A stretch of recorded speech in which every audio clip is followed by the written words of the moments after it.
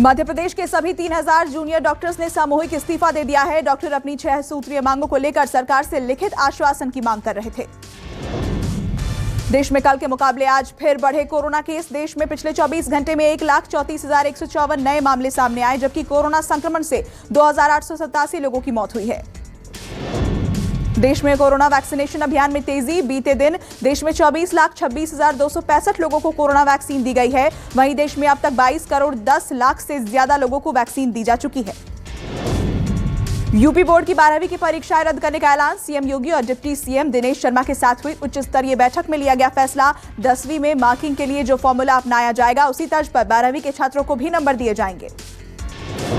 UP में थमी corona की रफ्तार। सभी अस्पतालों में शुरू होगी ओपीडी। योगी सरकार ने दिए आदेश। यूपी के सभी सीएचसी और पीएचसी में चिकित्सीय सेवाएं शुरू करने के आदेश दिए गए हैं। 4 जून यानी कल से ओपीडी शुरू हो जाएगी।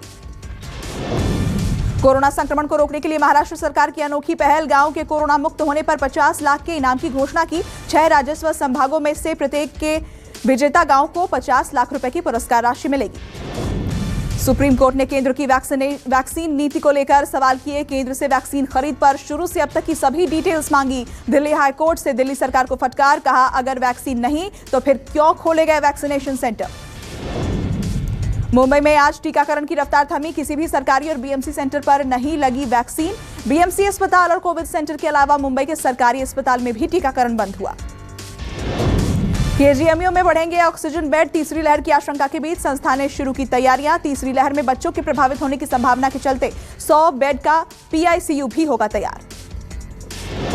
कोरोना के बाद अब लोगों के लिए मुसीबत बना ब्लैक फंगस। दिल्ली में ब्लैक फंगस के अब तक 700 से ज्यादा मामले दर्ज किए गए। दिल्ली के अलग अलग अस्पतालों में ब्लैक फंगस के मरीजों का चल रहा है इलाज।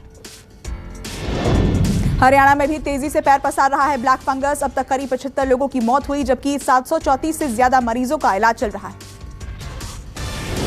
सीआरपीएफ कमांडेंट चेतन चीता की हालत स्थिर। कोरोना से संक्रमित होने के बाद 9 मई से एम्स में भर्ती हैं चेतन चीता। ऑक्सीजन लेवल में हो रहा उतार चढ़ाव।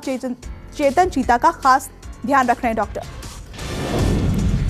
बीजेपी का दिल्ली सरकार पर बड़ा आरोप। संबित पात्रा ने प्रेस कॉन्फ्रेंस के दौरान कहा कि दिल्ली में कोरोना केस के आंकड़ों में धांधलेबाजी हुई। संबित पात्रा ने कहा, दिल्ली सरकार ने मौत के आंकड़े छिपाए। दिल्ली में 21,000 मौत का सच छिपाया गया। पंजाब कांग्रेस में उठापटक को लेकर दिल्ली में मंथन जारी। दिल्ली पहुंचे कैप्टन अमरिंदर सिंह। विवाद सुलझाने के लिए बनी 3 सदस्यों वाली कमेटी के सामने कल रखेंगे अपना पक्ष।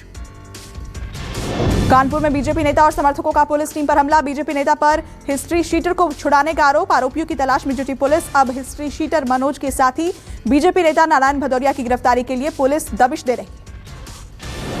सीएम नीतीश कुमार के खिलाफ विवादित बयान देने पर फंसे एमएलसी टुन्ना पांडे। बीजेपी अनुशासन कमेटी ने भेजा नोटिस। टुन्ना जी पांडे ने कहा था कि नीतीश कुमार परिस्थितियों के मुख्यमंत्री हैं, उन्हें जनता ने वोट नहीं दिया है। शराब घोटाले का लगाया है आरोप। मुंबई से सामने आई मानवता को शर्मसार करने वाली घटना। क्वारंटीन सेंटर के शौचालय को 8 साल के बच्चे से साफ कराया। शौचालय साफ करने का वीडियो सोशल मीडिया पर वायरल। मामले में 3 लोग निलंबित। जम्मू कश्मीर के पुलवामा में आतंकियों ने बीजेपी नेता की गोली मारकर हत्या की। हत्या के बाद से इलाके में हड़कंप। आतंकियों ने त्राल में बृजनाथ पंडित के बेटे राकेश पंडित पर की फायरिंग। गोली लगने के बाद अस्पताल में मौत हुई। जम्मू कश्मीर के त्राल में एसओजी कैंप पर फायरिंग। आतंकी ने पूछताछ के दौरान पुलिसकर्मी को मारी गोली। आतंकी की फायरिंग में एक पुलिसकर्मी घायल। आतंकी अमीन मलिक को सुरक्षा बलों ने किया ढेर। दिल्ली के मादीपुर में जूते की 4 मंजिला फैक्ट्री में भीषण आग लगने से हड़कंप मच गया। आग बुझाने के लिए दमकल की 24 गाड़ियां मौके पर पहुंची। गनीमत रही कि इस हादसे में किसी की जान नहीं गई। मध्य प्रदेश के ग्वालियर में दर्दनाक सड़क हादसा। टायर फटने से बेकाबू होकर पलटा ट्रक। हादसे में बच्ची समेत 3 की मौत, 5 लोग घायल।